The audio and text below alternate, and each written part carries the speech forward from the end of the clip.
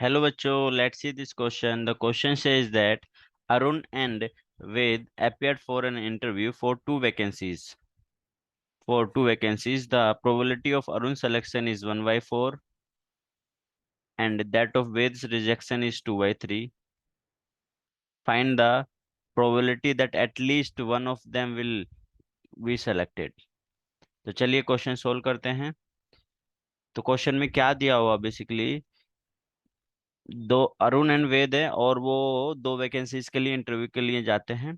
और उसमें अरुण के सिलेक्शन की प्रोबेबिलिटी दे रखी है और वेद के रिजेक्शन की प्रोबेबिलिटी दे रखी है। और हमें फाइंड क्या करना है कि उनमें से कोई एक सेलेक्ट हो जाना चाहिए। तो इसमें की कॉन्सेप्ट क्या होगा, देखो, ये दोनों दो वैकेंसीज हैं और दो कैंडिडेट है। तो इसमें तुम्हारे जो इवेंट होगा, जो अगर सपोज ए इवेंट बोल देते हैं, अपन ए इवेंट बोल देते हैं अरुण का सिलेक्शन और बी वी इवेंट बोल देते हैं वेद का सिलेक्शन। तो वो दोनों इवेंट क्या होंगे, इंडिपेंडेंट होंगे।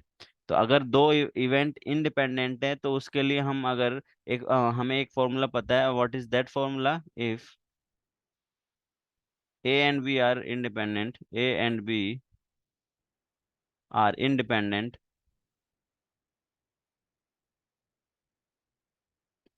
तो हम क्या बोल सकते हैं, probability of A intersection B equals to P A into P B.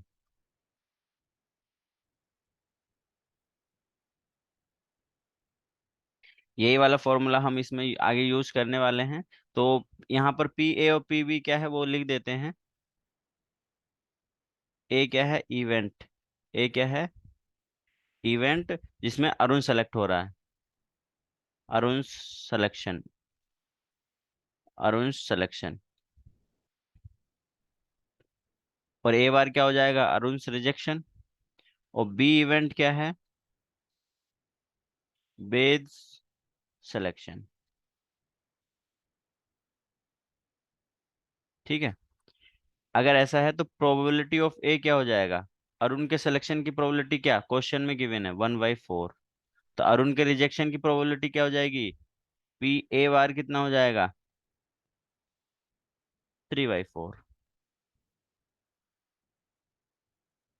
वेद के रिजेक्शन की प्रोबेबिलिटी दे रखी है, ये ध्यान रखना। प्रोबेबिलिटी ऑफ बी बार दी हुई है क्वेश्चन में, ना कि पी बी। यहाँ पर बच्चे गड़बड़ कर जाते हैं, तो वो चीज अपन को ध्यान रखना होगा।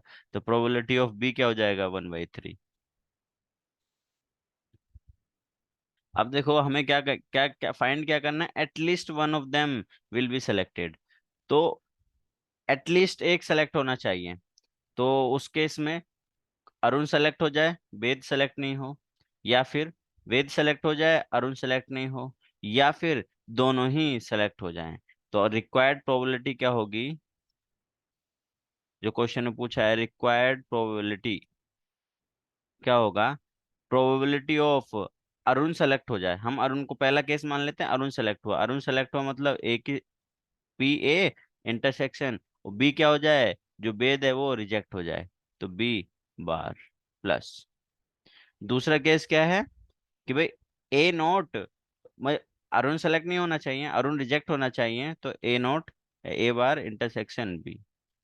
और तीसरा तीसरा कंडीशन क्या होगा कि भाई दोनों सेलेक्ट हो जाए, हमें उससे भी कोई दिक्कत नहीं है, पी ए इंटरसेक्शन बी। तो और जो अपना की कॉन्सेप्ट है वो है, अगर ए और बी दो इंडिपेंडेंट है तो पी ए इंटरसेक्शन बी को क्या लिख सकते हैं, P A into P B. अगर ए एंड बी इंडिपेंडेंट है तो ए बार बी बार भी क्या होंगे, इंडिपेंडेंट होंगे। तो इसको हम लिख सकते हैं P A into P B bar plus P A bar into P B plus P A into P B. और इनकी वैल्यूज हमें पता है क्या है, P A into P B bar की वैल्यू पुट कर देते हैं। तो 1/4 इंटू पी वी बार कितना है, 2/3 प्लस पी ए बार कितना है, 3/4 into P V 1/3 plus P ए कितना है, 1/4 इंटू पी वी कितना है, 1/3। जब हम इसे फर्दर कैलकुलेट करेंगे तो ये आ जाता है 1/2। रिक्वायर्ड प्रोबेबिलिटी किसके इक्वल आ गई, 1/2 के। कि भाई कोई भी उनमें से at least one of them will get selected, उसकी प्रोबेबिलिटी है 1/2। यही हमें फाइंड करना था। I hope you understood it well. All the best, thank you.